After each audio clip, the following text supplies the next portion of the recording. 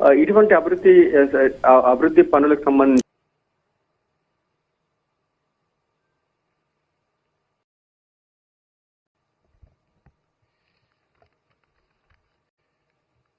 भारत का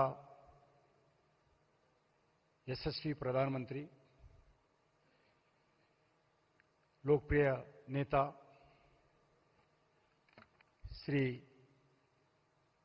नरेंद्र मोदी जी को मैं सारी तेलंगाना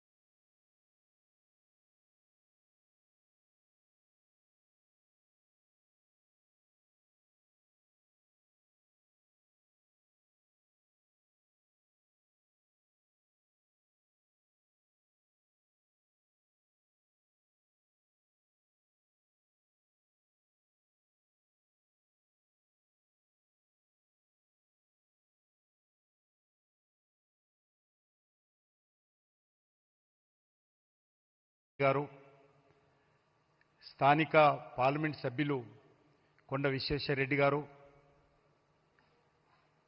రాష్ట్ర మంత్రివర్యులు కోమటిరెడ్డి వెంకరెడ్డి గారు, అదేవిధంగా ఈ కార్యక్రమంలో పాల్గొంటున్నటువంటి హైదరాబాద్ తెలంగాణకు సంబంధించినటువంటి అతిథులు, వివిధ ప్రభుత్వ శాఖలకు సంబంధించినటువంటి అధికారులు అందరికీ ఈ సందర్భంగా హృదయపూర్వకమైనటువంటి శుభాకాంక్షలు. నరేంద్ర మోడీ గారు చాలా రోజుల తర్వాత ఈరోజు మన యొక్క తెలంగాణ గడ్డ మీద అడుగు పెట్టారు. ఈరోజు చాలా సంతోషం ఏంటంటే ప్రకృతి కూడా ఈరోజు పులకరిస్తూ వారికి స్వాగతం పలుకుతా ఉంది. ఎందుకంటే నిన్నటి వరకు విపరీతమైనటువంటి ఎండలు, కానీ ఈరోజు మరి వాతావరణ శాఖ సంబంధించినంత వరకు వేడి కూడా చాలా తగ్గింది, ఎన్వైరన్మెంట్ కూడా చాలా బాగా ఉంది. ఈరోజు మనకందరికి తెలుసు తెలంగాణలో